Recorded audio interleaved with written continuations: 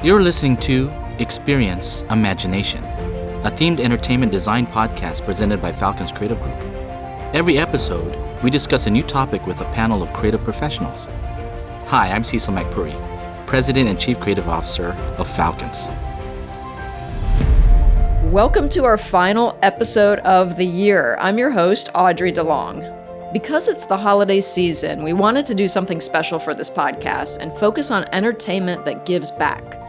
We all know how lucky we are to work in themed entertainment. I mean, this job is about making people happy. That's really the goal.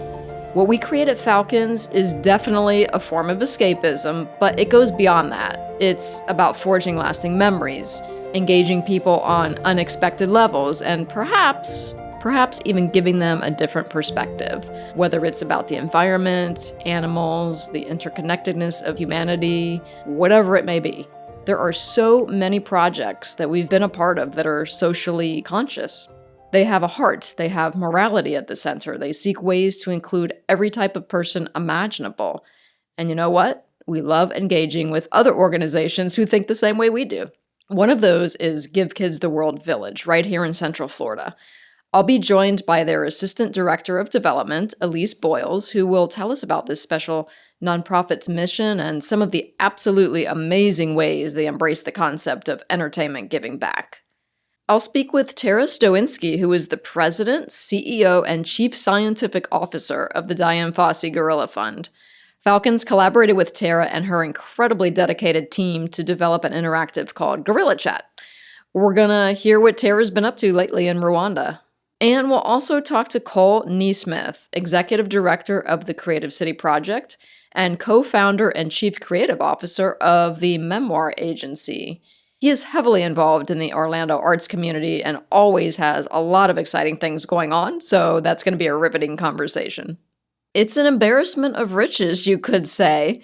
But before we get to that, I want to bring in Cecil McPurry, who will give us a bit more context and background on this topic. Hey, Cecil. Hey, Audrey, how you doing? All right. How are you these days? I'm really good, thank you. So let's talk about some of the projects that Falcons worked on that has this sort of giving back component. Yeah, we got embraced. Obviously, we're kind of synonymous with environmental storytelling. And so I think there's been kind of a draw where a lot of that kind of efforts and creativity that we've been able to do embraces not only, the spectacle entertainment side, but obviously the philanthropy side, as well as the giving back, emotional connection side. Mm-hmm.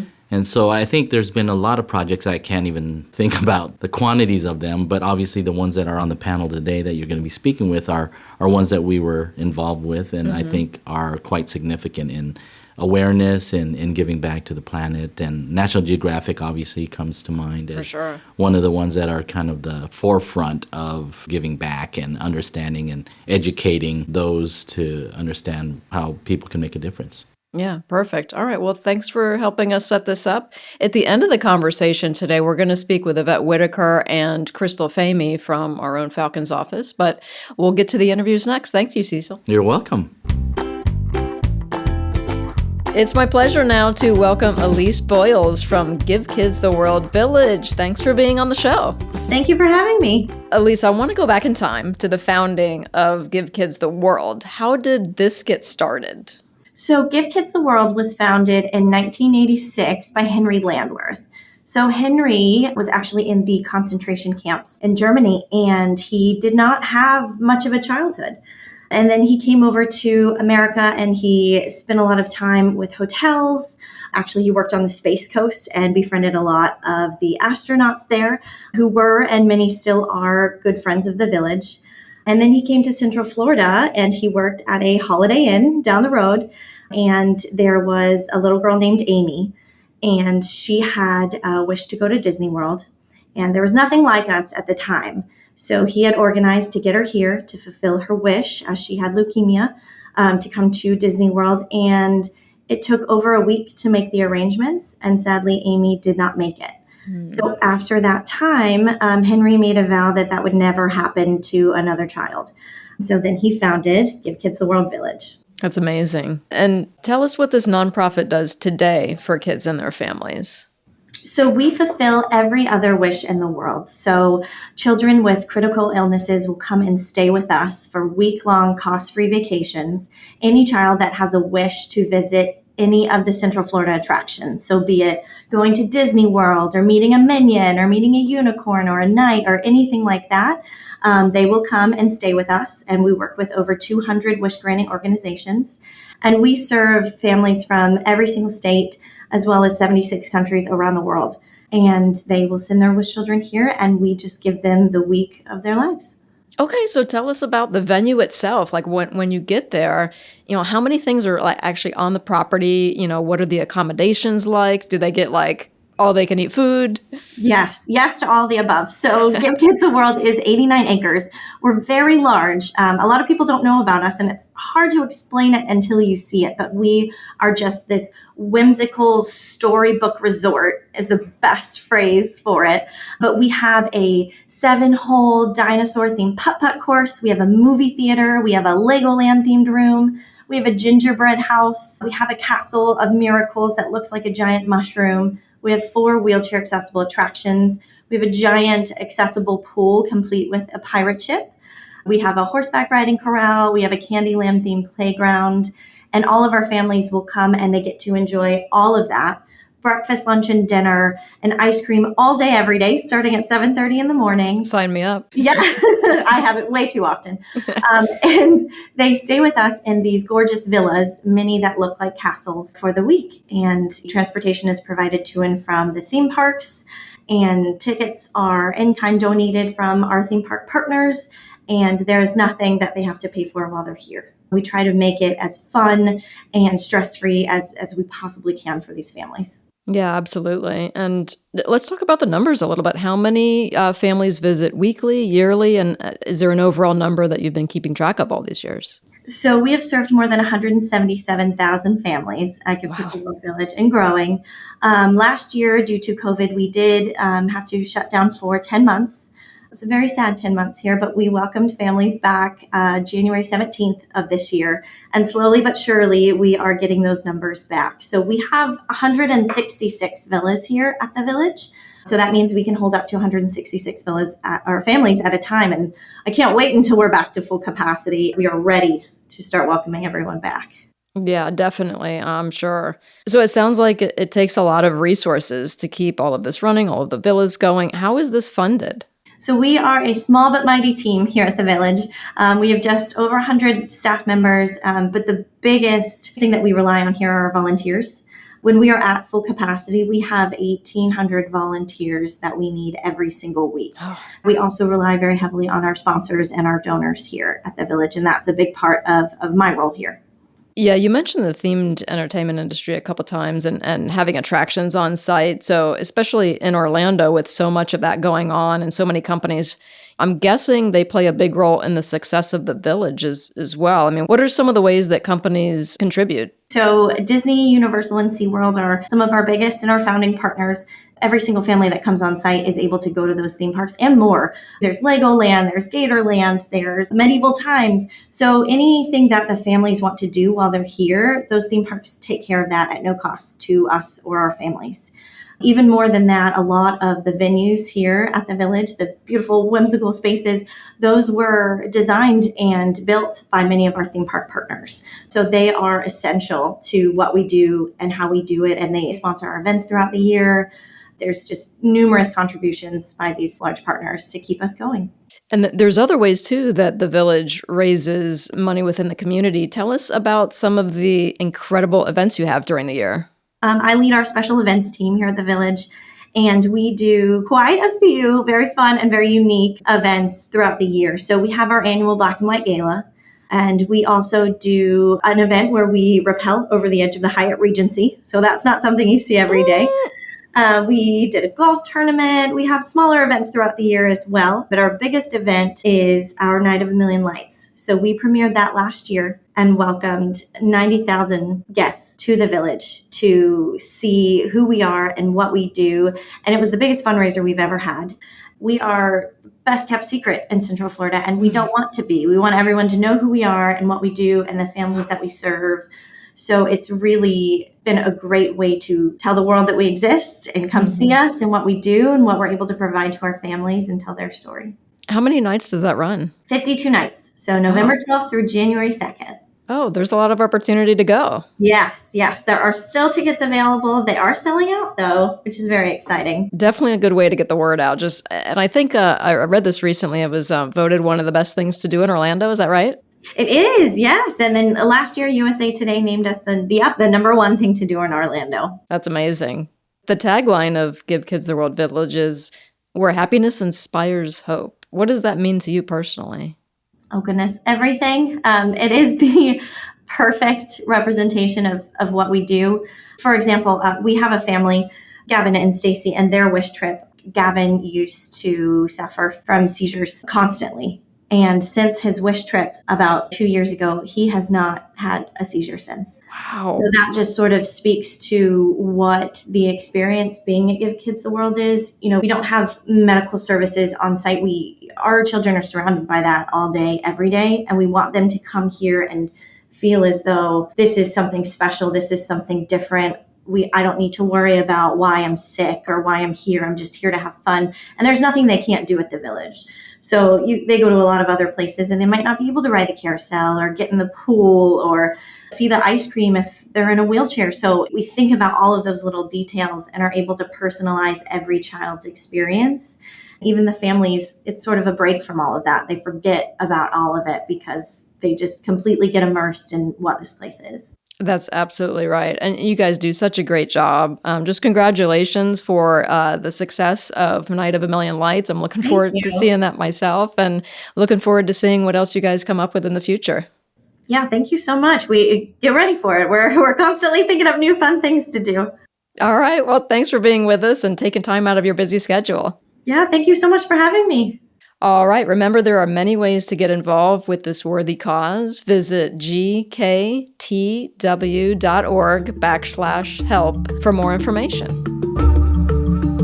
It's time to welcome in Tara Stoinski from the Diane Fossey Gorilla Fund. Tara, thanks for joining us. Thanks for having me. I want to start by saying, first of all, congratulations on the 60 Minutes piece that recently aired. I mean, all of us got a kick out of watching Leslie Stahl give one of those sounds a try. And just for everyone here, we were so thrilled to see it. And it was just a lot of fun. So I want to know how that interview came to be. 60 Minutes reached out to us. They were actually interested in doing a story on our architects, mass design group. And they were interested in coming to Rwanda to sort of feature the work that they've been doing there. And we're excited about the potential of also doing a story to talk about the campus that we're building and also the gorillas. It was just such a great piece. It was really lovely to see Rwanda and the gorillas featured in such a wonderful way, and for people around the country to be able to experience what I'm lucky to do kind of every day. Yeah, that must have been a lot of fun showing Leslie around, and some of the bits were she's standing right by gorillas as they're passing by her. A couple of my friends watched it, and they were like, wow, I can't believe they were right there, and the gorillas are passing by you. And I'm thinking, they're docile creatures. You just don't think about that kind of thing. No, definitely. I mean, their nicknames are Gentle Giant. And when Diane Fossey first went to study them in 1967, the popular image was King Kong, ferocious beast. And I think that's one of her biggest legacies is by getting to know them as individuals, learning about their, intimate family life and sharing those details with the larger world. She really changed public perception of them. And that's a lot of what the tourism industry with the gorillas is built on. So people, I think, falling in love with her story, falling in love with the gorillas, it's a huge source of support for conservation in Rwanda, people that want to come and see and get that experience of being in and amongst a gorilla family. Yeah, the piece was pretty enlightening. Some of the things that I heard in that piece, I mean, it struck me when I heard that gorilla poaching in Rwanda has stopped. I mean, obviously that's fantastic news, but tell us how the Diane Fossey Gorilla Fund supports those efforts and what other tangible results have you seen in your tenure with the nonprofit? We protect roughly half of the gorilla families in Rwanda. The government protects the other half. So, that is being out in the forest every single day, checking on every gorilla under our care. If an individual is sick, we'll contact our colleagues, the vets, so they can come in and do a health assessment. If an individual is missing, we'll go looking for it. And it feels very labor intensive, but that's really what you need when you get down to just a few hundred of a subspecies left, which is what mountain gorillas were. I mean, they were down to 250 in this region back in the 1980s. Right. Well, let's talk about some of the visitor experiences. I'm sure there's going to be a lot of great ones outside of Gorilla Chat that we worked on with you. The one that we saw Leslie try. There's probably some other interactive, some other things that visitors can explore in this new center. Tell us about those. The campus has sort of different buildings, and one of the main buildings and the main public building is an exhibit. So we created an exhibit there, and it's become quite popular, but we really wanted to take it up a notch and have it be purpose-built and beautiful and really tell the story. So there's kind of 4 elements to it. One element is telling Dian Fossey's story. So we have a timeline of her life and her work and her legacy. One of my favorite pieces is we've done a small recreation of her original cabin at Karasoke. That was the name of her camp up in the forest. So people can see what it was like to live where she lived. We actually have brought a number of her artifacts over. So these are things that actually belong to her camera, her walkie-talkie, her field bag that she used. So people can get that experience of seeing this. And then we have the Gorillas and You section, which is where Gorilla Chat lives. There's a couple of fun interactive opportunities. You can learn to speak like a gorilla.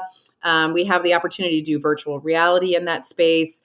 We've created the cast of characters, which is 7 of our most famous gorillas, so kind of telling their stories. And you can do a personality quiz where you find out which of those 7 gorillas you are most like. So that's going to be, I think, a really fun place. And what we wanted to do there was really show the connections between people and gorillas. And as you know, that's one of the big things we focused on in Gorilla Chat was picking vocalizations that the gorillas do that have very similar meanings to vocalizations that we do. So people can see that the similarities between us and gorillas.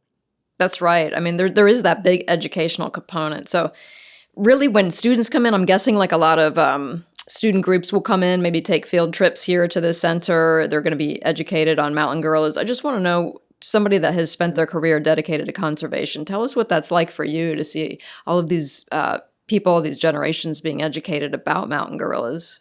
It's super exciting. And one of the pieces that I didn't mention in terms of the exhibit is in kind of our final section. It's called Modern Conservation. And it's really about what does it take to do conservation now?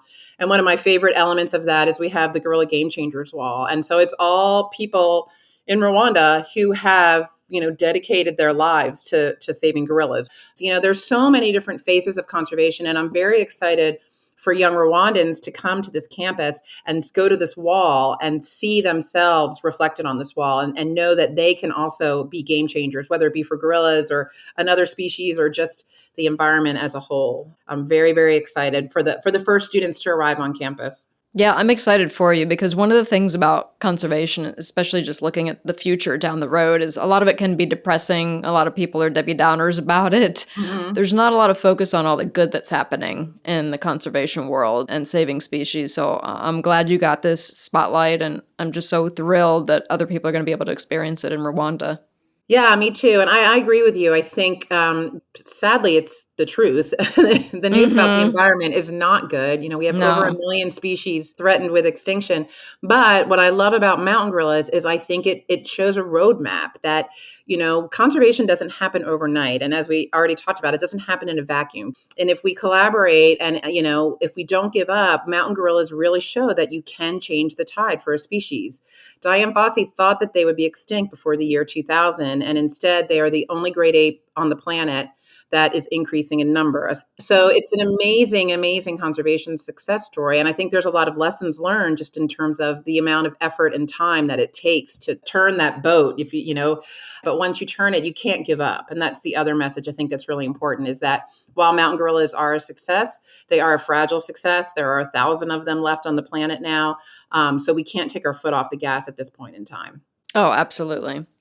Well, Tara, thank you so much for joining us. Well, thank you for having me. And, as I said, we're really excited about the collaboration. I think that Gorilla Chat people are really going to enjoy it. We love showing it to people because it's fun to see them try and replicate the sounds. A lot of times it gives us a good giggle. And I think people are going to have the cool experience of learning while having fun, which is really what we wanted to bring to this exhibit. Obviously, we want to get a lot of serious content along, but we wanted people to have fun in doing that. So thank you for being a collaborator and helping us bring this opportunity and experience to our new campus.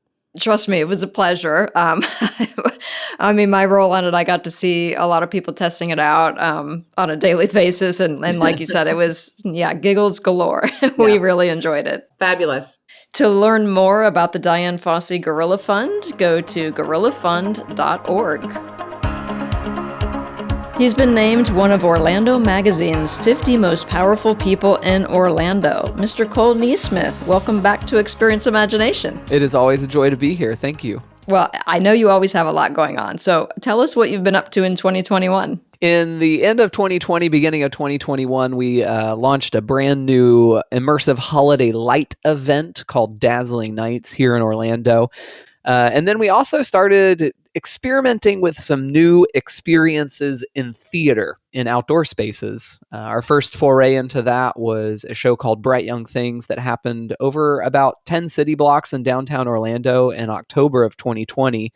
And we developed a story with a local writer and director named Donald Roop. And then we theatrically lit alleyways and business plazas and City Hall and the lawn in front of Dr. Phillips Center and put in some fog effects. And then we invited audiences to move along with those characters throughout downtown Orlando as the story unfolded. So we've been creating outdoor experiences and really, I think, some fun things that audiences have really responded well to. Yeah, that's a great idea, doing the whole outdoor thing. Let's talk about Creative City Project a little bit. That was started in 2012. How did that get off the ground? So Creative City Project is a arts nonprofit that's focused on cultivating innovative arts experiences across Central Florida. And it started by me just calling a bunch of friends who are musicians and asking them to play their guitar on the street corner, and dancers, asked them to, create a dance in a vacant lot. And we now produce an annual festival called Immerse. And we just had our latest Immerse event in October of 2021. And platformed about 1,000 artists for an audience of 70,000 people all across downtown Orlando, kind of bringing it to life and making the city a stage. And so over the years, we've hung acrobats from cranes. We've put singers on balconies. This year, we built a 40-foot scaffolding structure right along the middle of Orange Avenue, which is the thoroughfare that runs through the middle of downtown Orlando, and created an original performance with trampoline artists, aerialists, live musicians up on that, and of course, a lot of pyro. So we're always asking, how can we collaborate with artists to create things audiences can't see or experience anywhere else in the world? How did you manage to grow it to an audience of 70,000, just out of curiosity? I think people are just hungry for really great things. And so we have the honor of partnering with wonderful artists to create meaningful moments for our audience members. And I think it's one of those things that when people come and they experience the energy of Immerse in the streets of the urban space of downtown Orlando, it's something they want to return to, and it's something that they talk about, and it's something that they bring their friends and family to next time. And so I think it's just been that organic process of creating great experiences and then seeing people return with people they love. Yeah, absolutely. Obviously, you've done a great job with it. And we know, as a fact, because we have a tie to Immerse, we worked on the Art of Athleticism, which is an installation from Orlando Health. So obviously, we recognize the positive impact that interactive art can have on individuals. But tell us why you feel it's important for people to actively engage with art. Art is the context for connection. And that's one of the things that I really resonate with art and performance. It's one of the reasons I started Immerse as a whole. And it's one of the things that continues to kind of bring me to life in the creative process, is knowing that the things that we're making become the bedrock for meaningful shared experiences. I'm wondering, is there a healing component to your own art? I know you're an artist, you're a musician. And also, is there a healing component to the art that you help curate, especially for Immerse? I will tell you this, being in the streets of downtown Orlando in October 2021, I think healing is a really great adjective for what I was experiencing. The energy as tens of thousands of people filled the streets of downtown Orlando around these incredibly beautiful creative moments was healing for tens of thousands of people who, in large part, had been isolated for 18 months before that. Right. And so for sure, I think there's so much healing that comes from compelling creative work. And I also want to mention Beautiful Together, which is an artistic response to the Pulse tragedy that happened in June of 2016. Tell us about your tie with that. Yeah, that was such a special time. The Pulse tragedy happened, and immediately the creative community of Orlando started asking, how do we respond to this? And how are we present in the middle of it? And how do we sit in this pain with the people of our city? And how do we also help one another process this? I mean, there were a million questions. Right. And so over the course of 2 weeks, a very, very tight time frame, about 200 artists came together. And I had the pleasure and privilege of being part of the creative leadership that produced that show and creative directed that show. And wow, when our community came together, 2,000 people in the Disney Theater at our Performing Arts Center here in town, I got off the stage at the end of that show and I walked over to a woman who works in the mayor's office. And she said, this is the first time in 2 weeks that all of us in city leadership have gotten to sit down and just process. And it was so moving and meaningful to us. I mean, talk about a unifying event, right? Yeah, that was such a powerful experience for all of us. Yeah. Well, talk to us a little bit about the Memoir Agency. What's the mission for that company? So the Memoir Agency is doing some fun work to make every place and moment meaningful. And we do that through two primary ways. One, we produce our own events like the Dazzling Nights events I was talking about. We actually have a really fun show that we're opening in January called Dragons and Fairies. And that's an original narrative that we've created. Live actors take audience members on about a 3/4 mile journey. As the story unfolds, there's large-scale lighting installations and 9 massive animatronic dragons. And then the second half of what we do through Memoir Agency is we work with developers, themed entertainment entities, and residential commercial properties to create moments where guests can engage in meaningful ways. I want to make sure I mention your podcast call. It's called Entrepreneur, a title that I personally love. Hopefully I didn't botch that too much. You got it, great. Tell us what you hope to communicate with that podcast. Yeah, that podcast is all about helping artists make creativity their career. So it's a weekly podcast, comes out every Wednesday, and we talk about practical parts of the art business or creative business. We talk about how to engage new audiences. We talk about some of the emotional realities of being an artist and how to navigate those so that we aren't stopped in our tracks, but kind of can keep going. So it's a really fun process of just bringing some practical information to people who are trying to make it in the creative world. All right, cool. Well, that wraps up this conversation. I really appreciate you joining us. Thanks for being here. It is always so fun. Thanks for having me. I have two of our Falcons with us, Yvette Whitaker, Chief Corporate Officer, and Crystal Famey, Operations Manager, to help me close out this episode. Hello. Hi, Audrey. So happy to be here. Very happy to be here. Well, thanks for joining us and wrapping this up. So before I get to your reactions to those incredible guests we had, I have a couple questions. Crystal, I want to start with you. In your role, you coordinate all of our community outreach efforts. Give Kids the World Village is one of those. Tell us how Falcon supports their cause and what the association with them means to us. Sure. So every year, our team participates in IAPA Footprints from the Heart 5K race through Give Kids the World Village. So that's one thing that we do every year. But this year, one of our team members came to me with a request that Falcon sponsors a tree on the tree trail for Night of a Million Nights at Give Kids the World. So we reached out to Elise and asked her if we could sponsor this year. She said yes. She was very happy to have us, I think. So our team was really excited about participating in that. And we decorated a tree, and our team were fortunate enough to go on a tour while we were there. So our team members learned a lot while they were there, and a lot of them were really excited to go back and volunteer on their own as well. So it means a lot to us that it's a local place, that it's something that is so immersed in the themed entertainment, and just such a wonderful cause. We try to do it every few months to go to different places, but it's just something that our team really enjoys doing, and I like to help coordinate it. And I'm just so thankful that our employers feel the same way. Well, we definitely appreciate you helping coordinate because I know that's a lot. It's a lot of work. Yeah. All right, Yvette, well, I'm going to move over to you. Speaking really about the projects that Falcons works on, why do you think it's important for us to work on these socially responsible projects? Well, Audrey, working on socially responsible projects really empowers our employees to leverage the Falcons corporate resources to do good and affect change in our community. And because we're global, really around the world. Everyone here shares the same culture, and it's a beautiful thing when we can come together as a team or really as a family to support others. It really, really ignites our productivity and brings our team even closer together.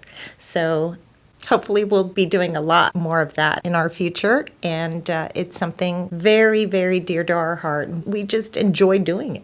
So after hearing these incredible guests, what are some of the things that come to mind, especially regarding entertainment that gives back? We're so fortunate to be able to also support our friends at Give Kids a World. Their tagline, I love it, where happiness inspires hope. It really, really resonates with our team here at Falcons. And I'm so excited for us to continue supporting this impactful effort for many years to come. Yeah, same. I do want to say thank you for joining me for our last episode of 2021. Awesome. We did it. Yay. Yeah, all right. Thanks for having us, Audrey. All right, thank you. So that concludes this episode of Experience Imagination. Thank you again to all of our guests, Elise Boyles, Tara Stoinski, and Cole Neesmith. And thank you all so much for listening. We look forward to bringing you our 5th season in 2022. Thank you for listening to Experience Imagination, a Falcons Creative Group production. If you enjoyed this episode, please subscribe to the podcast and share with your friends. To keep up with our latest news, visit us on the web at falconscreativegroup.com and follow us on LinkedIn, Facebook, Twitter, and Instagram. If you have any questions, comments, or ideas for future episodes, please email us at podcast@falconscreativegroup.com.